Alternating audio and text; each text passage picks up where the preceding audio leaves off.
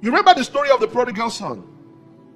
We always all remember the prodigal son, but we don't remember the other brother.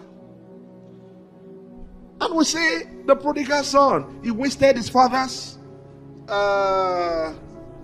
resources, right? But there was something good about that boy.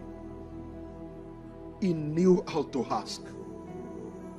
So he came back after wasting everything. In fact, before he came, he rehearsed his speech. He said, I will go to my father and I will say, Father, I have sinned before you and before heaven. I'm not worthy to be called your son. He went through what he was going to say. You know?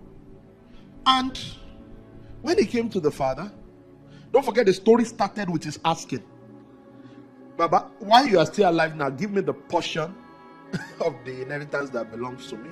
I mean, if I was the father, I would have said to him, who told you there is an inheritance for you? When did we have that conversation? But his father was kind enough to give him. When the boy came back, having wasted everything, and the father said, wow, kill the fattest calf and everything, the brother was angry. And he said to his father, I've been here serving you. I didn't collect my inheritance.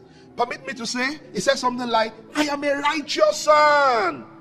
I'm a righteous son, Father. You have never killed anything for me. But this is your son. That was what he said. This is your son. The one that for us is a sinner. The one that for us is lost. He came back and now you are killing things for him. What did the father say, people of God? He said, all that I have. Permit me to say, I like adding some notes.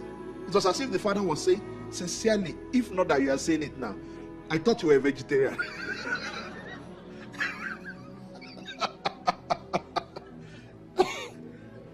Oh, you know how to eat meat? Sincerely.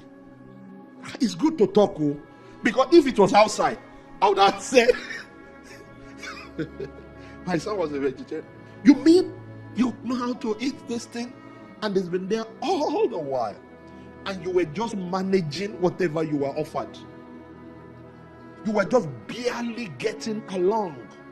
And all you needed to have it was to ask for it.